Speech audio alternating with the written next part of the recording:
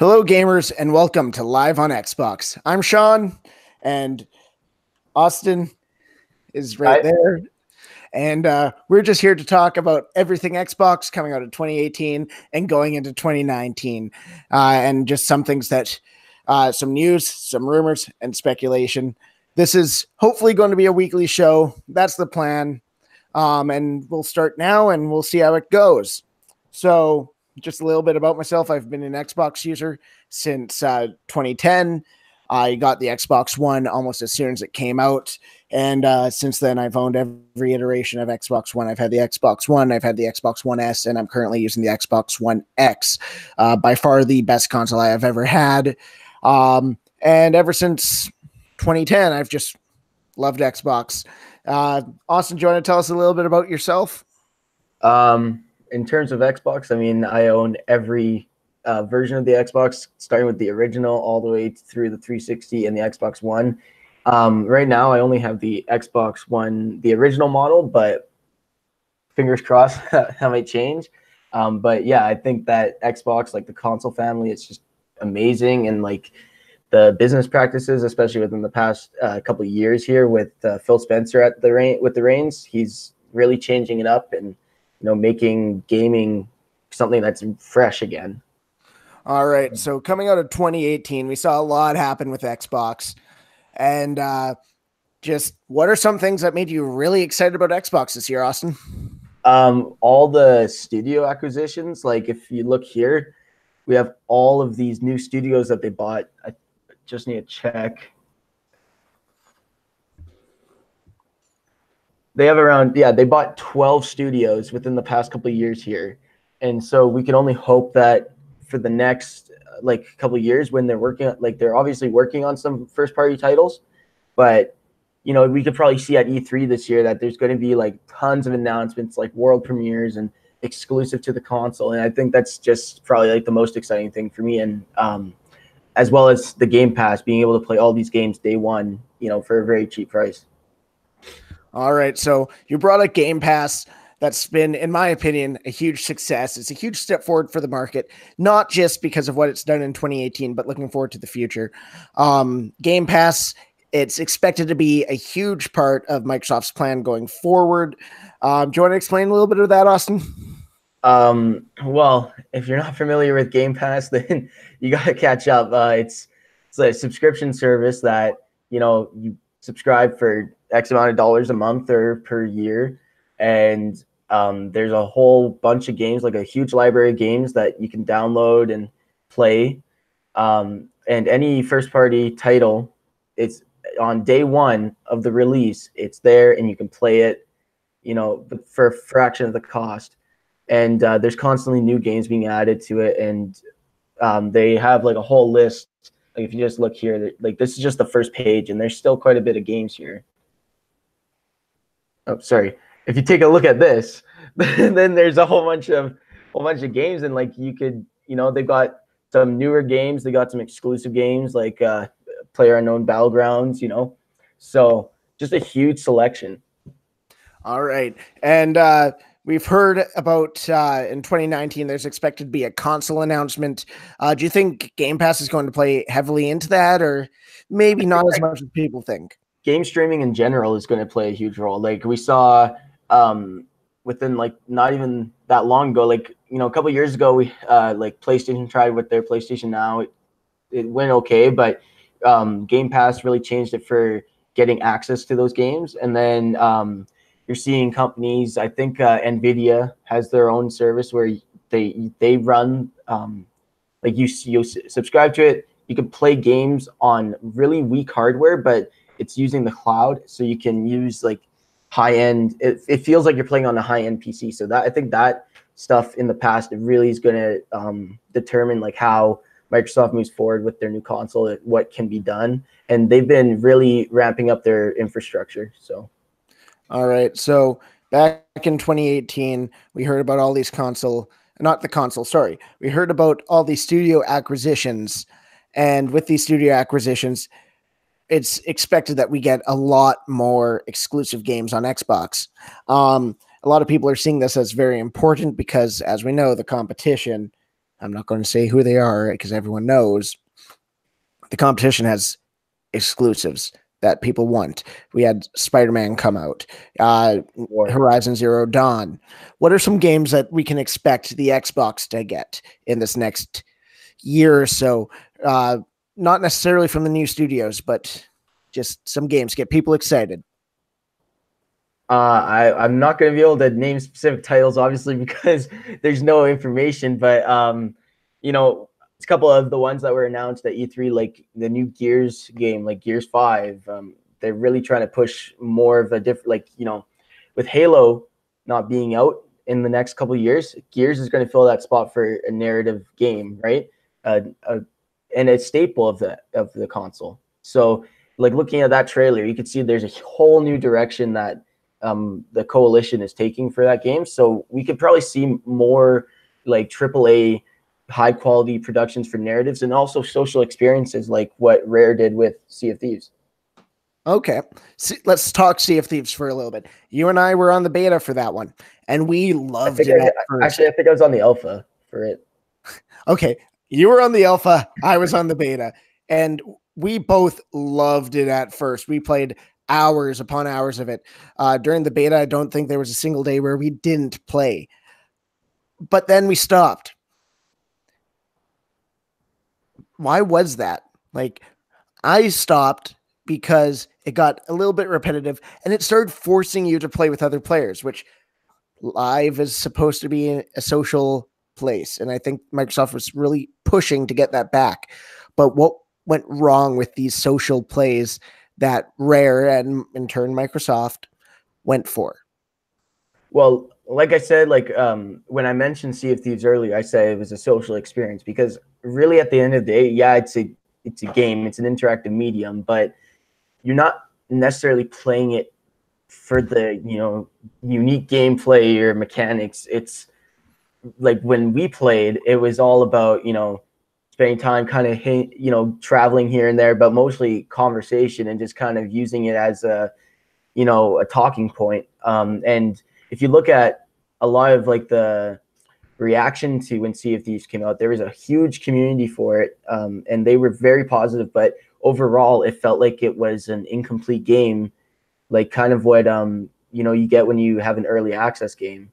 So I think that's my interpretation of Sea of Thieves. It felt like a stepping stone for, you know, bringing Rare back into the game making, you know, the like making games again, because before they were working on a whole bunch of Kinect stuff and, you know, making the avatars. So I think it was kind of like just a really easy way for them to get back as a studio to make games, but also for Microsoft to push social experiences and live services.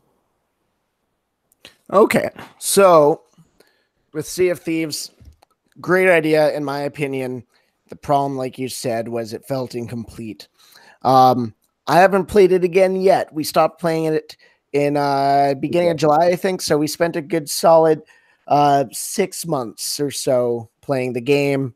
I don't know if I played that long. I'm pretty sure I stopped playing like end of April, like May, because after that first month of official release, it just felt like, you know, you've done everything. You've played a couple of like the timed events, and there wasn't much to go back for.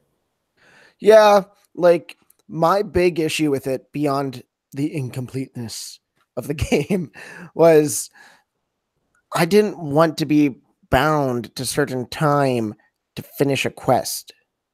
But now that I started playing other, like, and I say that now, but look at us on, I'm going to bring it up. Look at us on Fortnite. We do the same thing there. But do you think it was just because on Fortnite, we get our weekly quests and daily quests, and we have the entire season to finish it? Where on Sea of Thieves, we had a week. Do you think that has part to do with it? Well, for me, yeah, it was like there's only a few, like there's 3 different, you know, guilds or whatever you want to call them, and only 2 of those were enjoyable, and the other one you had maybe like 15 minutes to go grab everything and return it. And like when you're in a game like that, I don't like being bound to time, because you could blink and next thing you know you spent 4 hours playing. And if you're always like on the clock, it doesn't feel like it's very enjoyable. It feels like you're at work, you know? Well, I think it goes beyond that as well, because with Sea of Thieves, like, yeah, you had those quests, and they were quests you could pick up that day and finish that day. But then we had like the shark, like the Megalodon. Oh, okay, I know what you mean. So you're talking about like the overall like big updates. Yes. Okay, yeah, I think like also another thing, not just the time restriction was, you know, you're the biggest ship you could have was 5 people, right? Or 4 people, right? And for when we had to fight the Megalodon, we needed 5 people. So you had to somehow get someone from another ship to come help you, but you're playing a pirate game where the goal is, you know, to be a pirate. So why would, like, I never understood the concept of like trying to discuss with another person when you could like just straight up steal their stuff and do what the game is like implying. Yeah, like when people started complaining that people were being too pirate, I was like, what? You're playing a freaking pirate game and you're complaining that people are being pirates? What gives? But, and then like, I think the point of these big things where you had to team up with another team was to make it feel like the world was in danger. Like these were things that we could not escape and that we needed help doing, but they made it feel really forced, especially for us because we don't talk in game. We found the in-game chat to be very low quality. Because if you were talking in game, then like if you're just having a casual conversation, you could be like getting your treasure and whatnot, and then another team would roll up and just mess you up because they could hear you the whole entire time because you're talking. It's like, I forgot about that because there was that glitch where you could hear them from all the way on the other side of the map. Yeah, like we're saying, it was very broken at first, and like we still refer to it as one of the most broken games we played. We had ships start flying in the sky. Like, man, I think I have that clip somewhere. I won't be able to pull it up today, but we were literally landing, like bringing a ship to shore, or was it at an outpost? Yeah, it was on an outpost. We parked it, and then it touched the dock and flew away. Yeah, and wasn't Troy on one of them? Yeah, like he was still on the ship, and then eventually you just get slingshotted across map. Yeah, it was funny at the time. And I think we thought that it'd be fixed within the next week because this game has the weekly updates, man. And that had to be with the guy with slow internet. I don't know how fast your internet was at the time. Mine was fairly fast. Mine was average. But with average to slow internet, like you were and Troy was, we had to wait hours to play again. And this would happen every single week. I've got to say another, I just remembered, like speaking of that, Microsoft had introduced the ready to play feature. So with their new, I think it was kind of like it's a stepping stone to what they want to do with their new console is you start downloading the game, get a portion of it, and then you can play the entire game without full installation being done. So well, that's been around for a while. When I got Halo 5, it's different. It's different. It's not ready to launch. It's ready to play. Like I downloaded Dead Space 2, and not even a gigabyte in, I could play the entire game front to back. They've had that for a while. Like I know within the past year, I've been able to do that for quite some time. Different. What you're thinking of is ready to play, which it has certain portions of the game already loaded. Like if you're playing like what I played in Injustice 2, it would say ready to launch or whatever. You start it. You can only play single player. You only had a certain amount. Oh, you're right. I'm thinking ready to launch, not ready to play. Yeah, ready to play means you could just start it and play it front to back while it's downloading, and you don't have to have everything installed at the time. Okay. Remember what Sea of Thieves what I had to do to get that going though? Because we got it on disc from Amazon because Amazon messed up around E3. Was it 2015 or 2016? It was E3 2017. That we pre-ordered the game? Yeah, because I pre-ordered Battlefront 2 at the same time. I was pretty sure I pre-ordered it way before that, but oh well. I don't know. I can't tell you when you bought something. I know. You're probably right though. But with that, we were waiting on the disc, and I remember we got a notice, or I got a notice at least, that the game was going to arrive late. And I was like, man, I've waited since the announcement to play the game because it was one of the games I'd waited for most on Xbox One. And when it came in, well, on launch day, it wasn't here. I found out the day before looking on Amazon tracking that my game would not be in. I was like, I need to play. And so I got the Game Pass. But the problem with the Game Pass is I couldn't preload the game before the launch. So I went on to Xbox support and I was like, I want to play Sea of Thieves. I want to play Sea of Thieves. And I want to play it at midnight. How can I do this if I have Game Pass? Is there a way I can preload it? And the person's like, well, you can buy it and then I could process a return for you. And I was that's another thing. Xbox has been very good with their like refund, like digital refunds. Like Steam is probably like the number one in terms of refunding your games. But I had an issue with. Well, let's go over that Steam one quickly so people know what it is. I believe Steam, you have 14 days as long as you don't play up to 2 hours of the game. I don't know about the day limit, but yeah, it's 2 hours. If you have played less than 2 hours of a game, you can return it. And it's an automatic process. So like within 5 minutes of going through that form, you will have your money back in your Steam account or on your credit card or whatever you paid with. I'm just going to pull it up here on the according to PCGamer.com, within 14 days of purchase and the title has been played for less than 2 hours, you'll be issued a full refund. Now, that has been abused before. Remember when Sonic Forces came out? It was 3 hours long, so they like people who were disappointed with the game and played the entire story couldn't refund it. Well, there's that, but I was reading people were finishing it in the 2 hours. Like, oh, I heard the opposite. Well, and then I've heard of other games that have just been terrible, but they only have a 3 hour playtime, and that is strategically designed so that you can't return the game. Yeah. So Xbox is not like that. You've refunded another game on Xbox, I believe. I've only done one refund, I think. It was kind of I would compare it to like a price match because I bought Life is Strange like back in the summer, and I bought it at full price, which it's not too bad. I think it was like $15-20.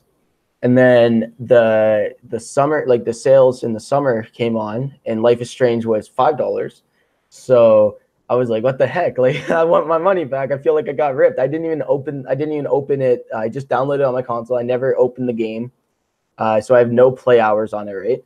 And so I went on to Microsoft support, and I was like, hey, this game's like on sale now. And I swear I've never played like a single minute of it.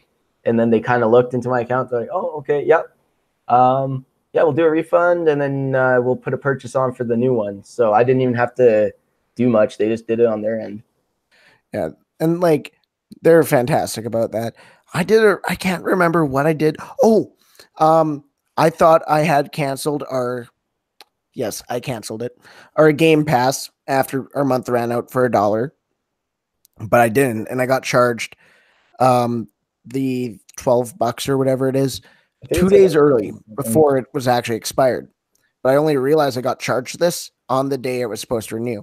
And I contacted Xbox, and they're like, well, we'll look into it. What do you want us to do? I was like, well, I just want to know what you can do. I understand if I have to live with this mistake and I have to use Game Pass for a month, because I probably could use it. Mind you, I only played like 10 minutes of PlayerUnknown Battleground, and I downloaded Sea of Thieves again, and Forza Horizon 4. Never really put much hours into it. I think I played a total of 20 minutes, but if it got renewed, I'd force myself to play it. But the guy was like, no, I'll refund you the full refund. It'll be in your account right away. And it was that easy. Where a few years ago, it was an absolute no. If you bought it, everything was final sale. Yeah. So Microsoft has gotten really good with that. Like, they've changed so much since 2013. that they're almost unrecognizable as the same company in a good way. Yeah, like if you look at the Xbox One reveal, it was like they were trying to put out like a $500 Blu-ray player. Like, you know what I mean? Like it was more of an entertainment system, which admittedly it's become like that over time. Like it's become a game console as well as a media, you know, like, I don't know the word, like a media box, whatever you want to call that. Yeah. But when they first revealed it, it felt like it was all about TV and well, it was. I rewatched that launch announcement just the other day, and they only talked about gaming a few times, and that's when they brought people on stage to show off. I think like they showed off Call of Duty, they showed off a little bit of Forza 5 at the time, I think it was, but the whole thing was TV. They showed off Star Trek on it, advertising the new Star Trek. They showed off NFL, and they showed off NBA. And not only did they do that, they were focusing more on the Snap features. For you guys who don't know that, it actually got taken out of the console. It was I liked the feature because of my Twitch streaming. Like you used to be able to run background apps pretty good. Like if I want to listen to, like I'll stream music from my phone to the Groove Music app.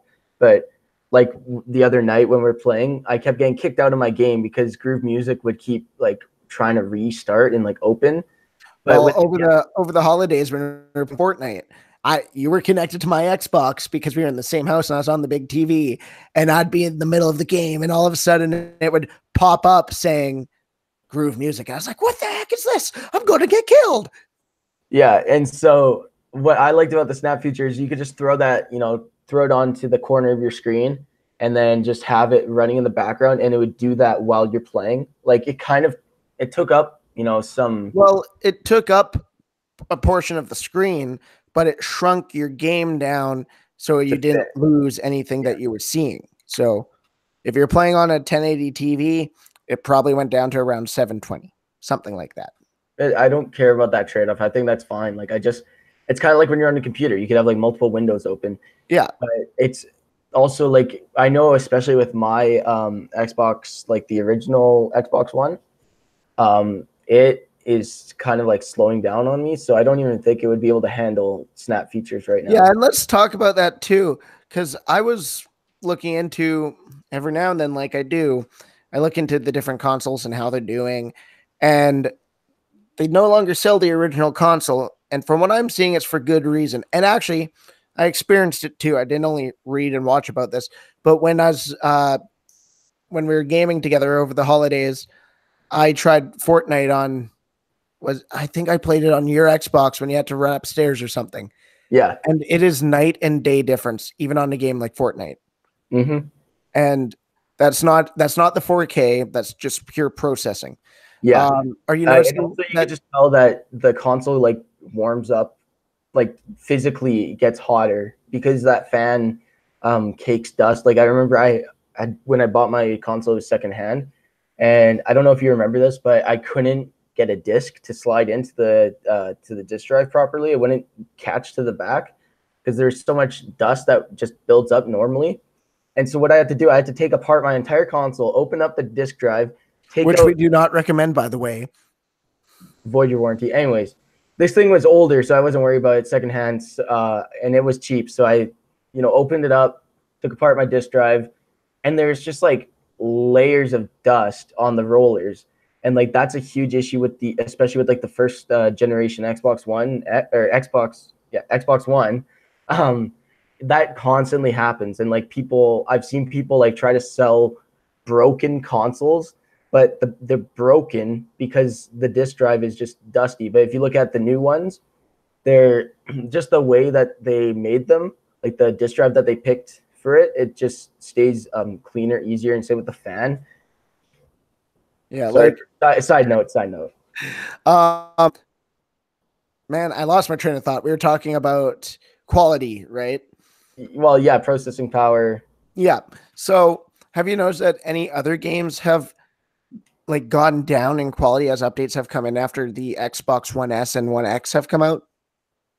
I don't know. I haven't played really like brand new games, so maybe when I throw in Black Ops 4. I'll see how that runs because I've played it on newer hardware. But I think like what I've noticed is I've been playing a lot of backwards compatible games, and every once in a while, it shouldn't happen because that ran on the 360, but for whatever reason, I'll get like lagged out, like just playing a single player game, like it'll stutter really, really bad. Yeah, that could, not saying it is, that could have more to do with the backwards compatibility function itself, because not all games are perfect. Like when Halo Reach came out, Halo Reach was terrible because it looked like it's half the frames that it should have been. I was having a ton of input lag. It was one of the most wanted games for backwards compatibility, but it was also one of the worst reviewed backwards compatibility games.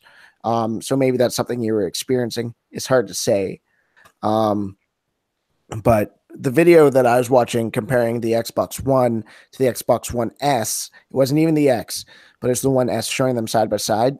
And your frame rate was lower, your textures were lower, your render distance was lower, everything was lower. And I think that we kind of speculated that this would happen as more games came out, because Phil Spencer had once said that he didn't want any more generations. He just wanted hardware that could run everything from now on. Well, he kind of wants to run it like a PC, right? Where on a PC, you could have two PCs, one very high quality, one average. They could run the same game, but the games will look drastically different. Exactly. And we've started noticing that the Xbox One X, they say, even if you don't play it in 4K, you're going to notice a difference. And some people who are not really, they're gamers. Like whoever plays a game, I consider you guys gamers, but they're the people who don't. Pardon? Tech savvy would be the word. But yeah, the less tech savvy ones. Maybe you've never done a PC game, but when you launch a PC game, it has recommended settings depending on your graphics card, your RAM, all that, and it will go from low, medium, high, ultra. And when the Xbox One X got announced, and I think at the time it was Scorpio, and Phil Spencer said, "We imagine a future beyond generations. Everything from now," he said something along the lines. This is no longer a direct quote, but he was like, "There will be no more generations." Teraflops.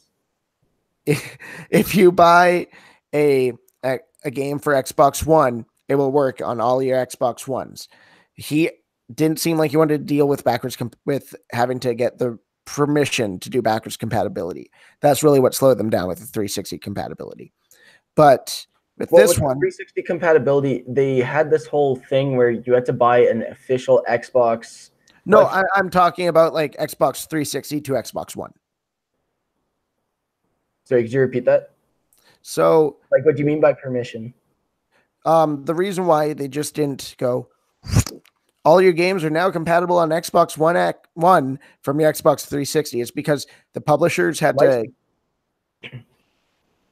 It's to do with the licensing. Yeah, that's what I'm talking about. So they had to get permission to be able to put these games on Xbox One, which is why it took so long for Call of Duty Modern Warfare 2. But what Phil Spencer wants to do is he no longer wants to have to seek that permission. I think from now on, an Xbox console is an Xbox One console, and your Xbox One games are going to work on every future console. Now they might have, I don't know if they're going to keep releasing Xbox One games once they launch their next project, but our games now are going to work on this next console. When you first hear the name back in 2013 2013 when they announced the Xbox One, you hear that name Xbox One, you're like, okay, I mean, isn't there already like an Xbox One? Like it was being made fun of, because now, if you think about it, it's like Xbox One as in like one, thing, like one hub, family, one thing for entertainment. It is the one Xbox from now on. Yeah. I think it's very, like, hindsight, very clever. Yeah. And people were like, well, what are we going to call Xbox? Because we called that the Xbox One. before, like once the 360 came out. But now it's Xbox 360, Xbox Xbox original. But people were making fun of Xbox. Yeah, I know what you're saying. Well, this is a different note now. But people were making fun of Xbox because they're like, well, why didn't you just call it Xbox 2, like Xbox One, Xbox 2, Xbox 3? Well, the only people who have ever named their consoles 1, 2, 3, 4, 5 is PlayStation. Nintendo never called it the Nintendo 1, the Nintendo 2. So I've heard people making fun of Xbox for having these names, but it's normal in the industry. But one thing I have been seeing is with this next project that's expected to be announced at E3 this year, is people are calling it the Xbox 2. Why would you call it the Xbox 2? Just call it the next Xbox. Or xCloud if they're going for cloud. Well, xCloud is not the console. That's their streaming service. xCloud is going to be available on computers, tablets, phones. They want it everywhere. Is that what they kind of talked about as soon as Google revealed their streaming through like the Chrome browser? I am not familiar with that streaming through the cloud browser. I know you've mentioned it through the Google browser. I know you've mentioned it before, but I've never really taken a look at it. But this one was announced, was it last year? But it's a bunch of servers running on Xbox One S hardware. And they're going to be running the games on Xbox One S's, and they're going to be sending it through the internet to your mobile device, laptop, tablet, and you're going to be able to play it anywhere. Which, that being said, also really does give hope that the Xbox One is not going to be done once the next Xbox comes out. Because if they're running all these servers on Xbox One S's, you have to think that they have a plan to keep the Xbox One going beyond 2019, because the service hasn't even launched yet. I think it's going to be very interesting to see, because like it could set a precedent for all the other like major consoles to do that. Like with PlayStation, they had tried to do backwards compatibility through cloud streaming with PlayStation Now. Never took off. So if Microsoft can actually like perfect it and make it viable for today's like internet speeds, and like make it possible right now, not just a concept, then I think it would really change gaming a lot. Yeah. If Microsoft can successfully launch this, heck, if I'm on lunch break at work and I can pull out my phone and play Xbox, that would be awesome. And I wouldn't be the only one doing it. I'm sure if you could do that, people will be bringing it to schools. People will be able to play at their friend's house without having to worry about not having their, well, right now they can have their saves if their friend has an Xbox One. But let's say I am coming to visit over Christmas and I want to bring my Xbox because we need to play Halo. Where right now we had the issue late last year. You, myself, and our friend Troy were trying to play Halo 3 all on one TV. We didn't really look into how many players could do split screen co-op. Where online you could do up to 4 players split screen co-op. So sure enough, we launch my Xbox One and we load up Halo 3 and we can only have 2 players. But if what's it called? xCloud, or whatever you want to call it. xCloud comes out. We could have loaded up Halo on the TV, on someone's phone, and on the laptop or a tablet. And that's the future Microsoft has. They want everyone to have an Xbox One in their pocket. And I think people would use it.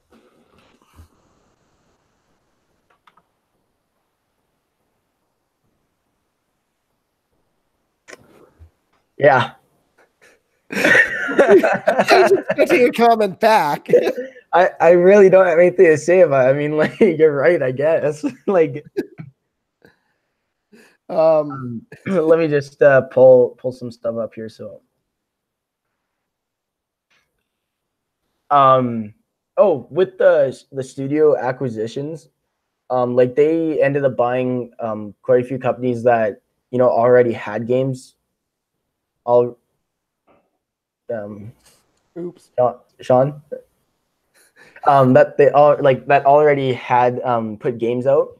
So, like, do you think that they have games that are going to be able to be announced this year and B released the same year? Like, or do you think we're still going to have to wait another year and a bit for exclusives to come out? So, like, you mean, are we going to be seeing them launching games in the same Like, say year? they get announced at E3, which is June, right? And then, like, potentially be released in November. Like, do you think that's going to be a thing we're going to see this year, or do you think we're still going to have to wait like another, like, So you financial? want to know if we're going to have surprise launches? Yeah, in a way. I'm just kind of asking in general. Do you think I that think it more Microsoft? depends on what the game is and how big it is. We're not going to get an announcement that Halo is coming out in October. I highly Well, doubt we're going it to would get never an come out in announcement October. that Halo is coming out in October. I'm going to say that if Halo if there's a month that Halo is going to come out, it's always going to be like from now on. It's going to be like November release. Well, I wouldn't say from now on. I think it really, historically, they have been released closer to that holiday season. Games sell well, consoles sell well, all that. But I don't think, like, Halo 5 came out in October of 2015. I don't think we're going to get an announcement. Halo is coming out this year. We haven't even got a teaser trailer. Well, we got a teaser, sorry. But we haven't got enough. I think that was just to keep fans there. But we're also not Gears 5 Gears is never going to launch the same year it's announced. We're not going to get that from Microsoft. They're not going to do that. Like, we got Sea of Thieves, we got that teased 2015. I think. I could be wrong, but I'm pretty sure it was 2015. But it wasn't a AAA game. We're not going to get AAA games. Yeah, it is. It's a AAA game. Rare is a AAA studio. The game is not Red Dead 2. Sean, AAA has to do with the budget. Well, Austin, you're not going to get the big games like that launched in the same year they're announced. That's never going to happen. Face it. It's never going to happen. I was just asking if it's going to happen. I'm not asking whether or not Red Dead is a AAA game versus Sea of Thieves being a AAA game. You brought that up, but we're never going to get a big game launching the same year it's announced. Okay. I think that it's possible because people have criticized them for, for not having exclusives. So I could see them coming on stage, throwing a world premiere up, and then it coming out a couple months down the road just to satisfy the critics for a bit, Austin, Microsoft is done satisfying the critics. Phil Spencer has said, hey, we're just going to do our thing. We're going back to gaming. The moment he became head of Xbox, we're going back to gaming and we're doing what we're good at. They're not just going to do something to satisfy critics, because really, you look at people who are not PlayStation fans, who are not PlayStation fanboys or fangirls, or people who just love PlayStation, and they say Xbox One has come leaps and bounds from when it was announced. And Microsoft knows that. And they're just going to keep doing what they do until the next console comes out. But that's not going to change how they launch games. What's going to change how they launch games is their Game Pass. Sorry, I just went and grabbed some water there. I heard everything you said, though. Yeah. So I don't know. I feel like if they did that, announce in the summer, release in the fall, it would be an exciting time because we haven't really had anything crazy, cool, and exciting come out within the past couple of years from like Microsoft first party studios. So I think I would like that a lot. Like, it's kind of like with movies, like we saw with 10 Cloverfield Lane, announced January, came out March. Like I feel like stuff like that can change. But it doesn't always do good. Let's look at, if we're going with Cloverfield Paradox. That movie at the Xbox launched at the Super Bowl halftime and came out right after. That's not a fair comparison. Hey, but it can still happen. I don't think Xbox is going to do that. They want to build hype. Hype is part of selling a game. And hype can be generated within 4 months. If a new game from a Microsoft studio gets announced at E3 this year and launches 4 months later and sells 700 million copies or whatever it is, like, and sells big, you could tell me, I told you so. I don't think it's going to happen. We'll see. It's not like, because games do that. Life is Strange was announced at Xbox, I believe. Life is Strange 2. And it was like coming in at was it the end of August? I can't remember. I really didn't follow up on that game. And then there was also Life is Strange Before the Storm, and that launched a couple months later. But the problem with those is they're episodic. So the whole game isn't out. It's just part of the game. Oh, so speaking of episodic, do you think that we're going to see companies like Don't Nod kind of move away from the episodic releases because of what happened to Telltale? I don't think so, because I think the reason they're doing Telltale has its own style, but I think the reason that companies are doing their episodic ones is because they want to get the game in the hands of people right away. And it's also a storytelling device.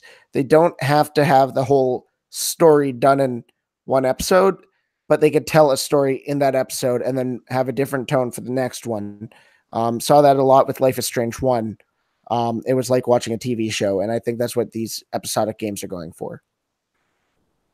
Speaking of studios, closing, moving around and stuff, what about this news about Bungie splitting up from Activision? Do you think, Bungie obviously being, at first I got really excited because I'm like, oh, no longer with Bungie, no longer with Activision. Can they come back to Halo? But let's face it, that's never going to happen. Well, 343 Industries, named after, a character in Halo. I think that they're dedicated to making them the leaders. Yeah, so I was like, oh, yeah. Do you think that we could see, Bungie and Microsoft strike a deal back? Because you see there's, I'd have to pull it up. There's that tweet when the news Phil Spencer welcomed them and everything, was excited for them. But Bungie is now being their own publisher, which is huge. I think that's going to be difficult for them because they don't have the connections in terms of publishing. I think it's going to be huge for them. They're no longer at that's why they left Microsoft. They didn't wasn't it that they didn't like what Microsoft had mandated them to do? Because they were mandated to make ODST. They had been told after Halo 3, you have to make 2 more games and then our contract's up. Yeah, they had forced them to make X amount of games. And then the problem with Activision is they did the same thing with Destiny. You needed a release every fall, I think it was, wasn't it? Yeah, every fall. It was major game, major DLC, major game, major DLC. And that's really watering down the game market. Look at what happened with Assassin's Creed when they came out with that mandate as well. The yearly release? Yeah, it waters down the game, and you're no longer getting the classics. And, well, it's also fatigue, right?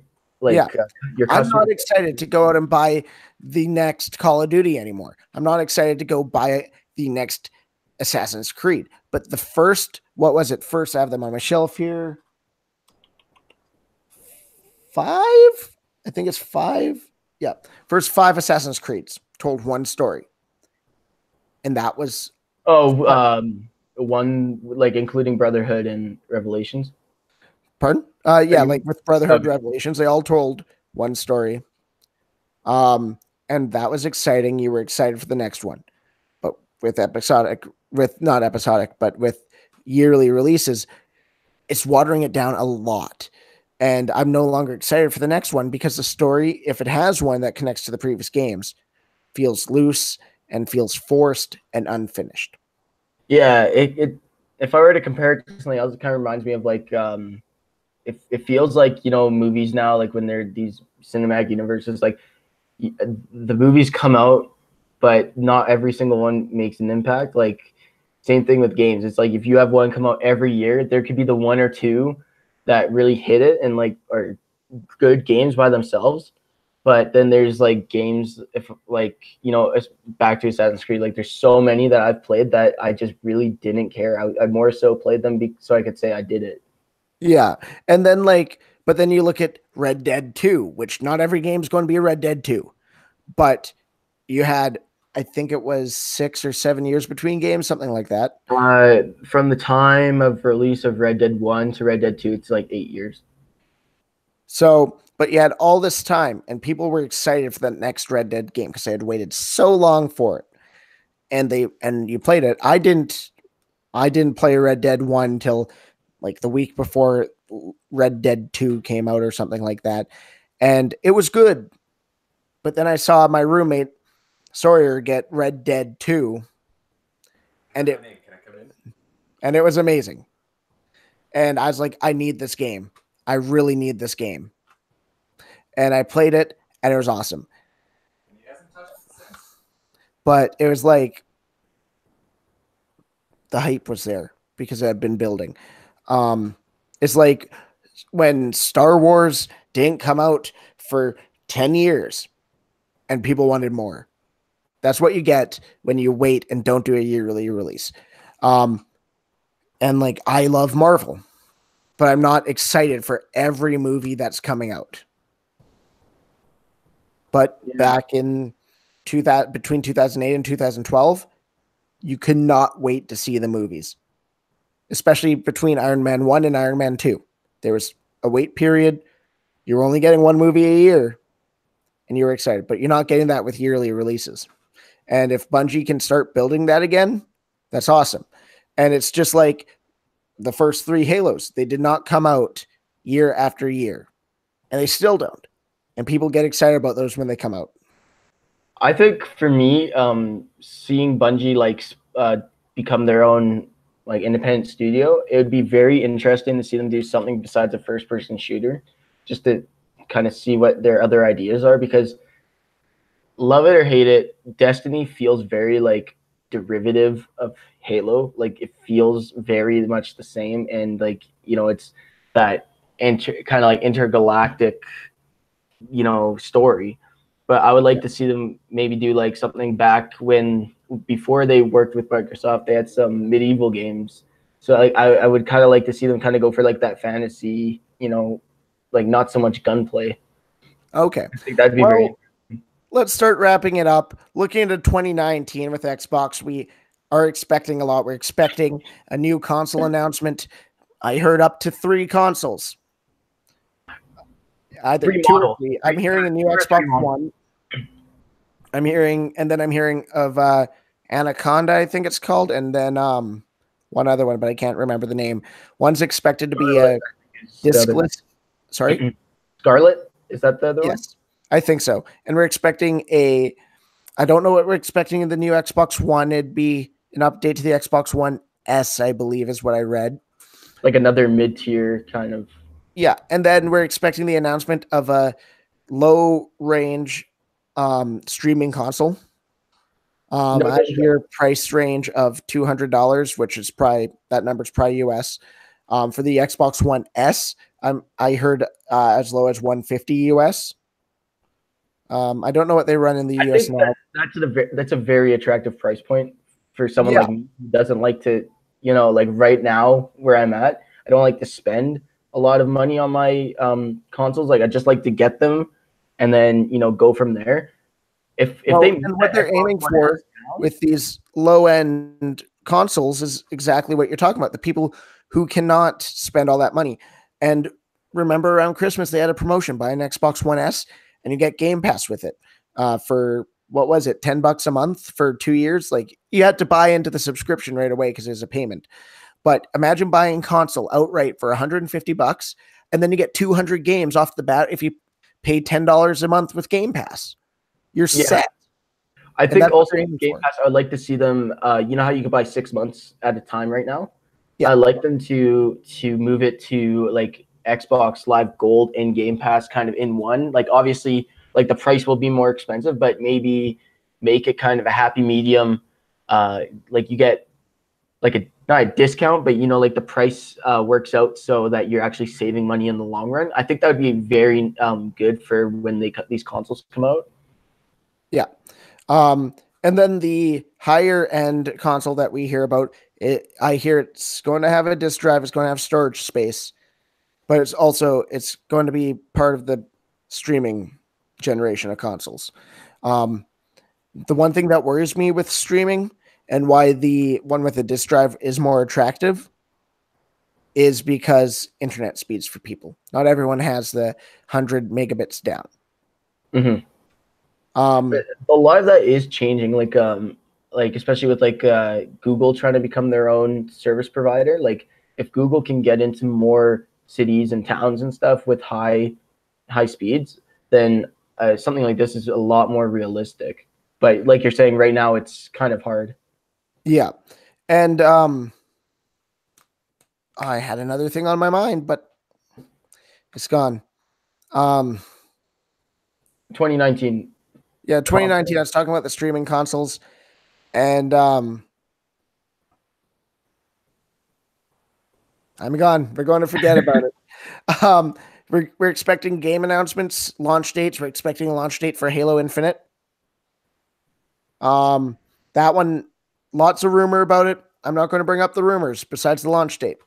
We're expecting more from is Gears this year?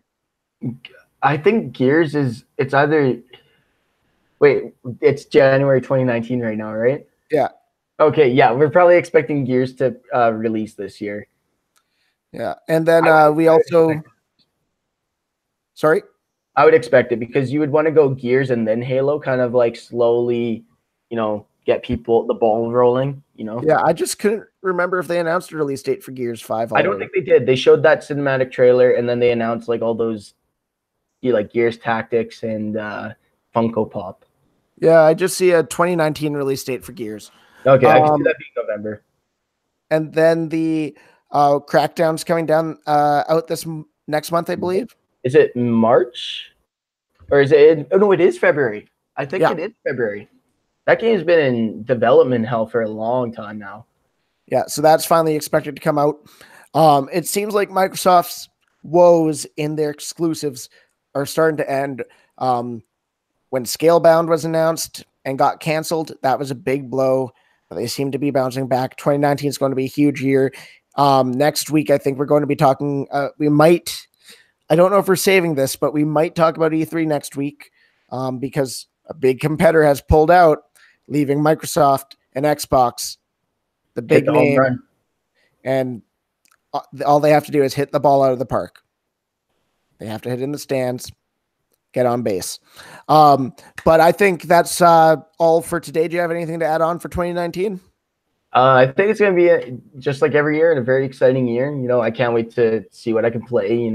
I've been trying to get through the Gears of War games. So hopefully when Gears 5 rolls around, I'll be able to get right into that because like it or hate it, that cinematic trailer pulled me in.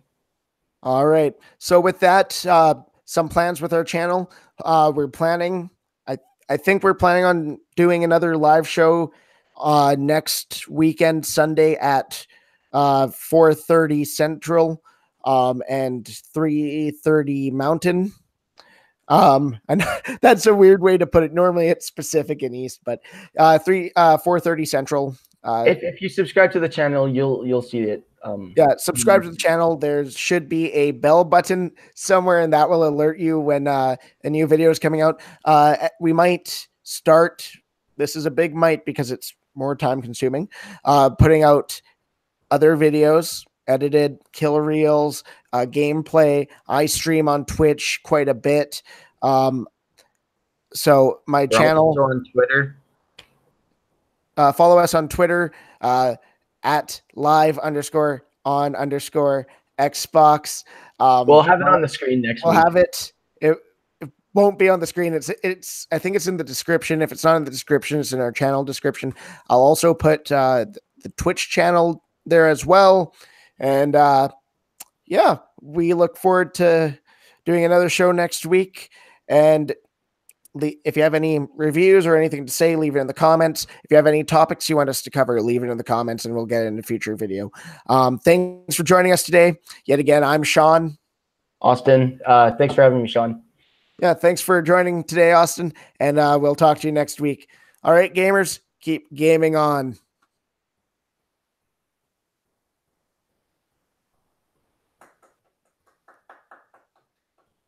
Good first show.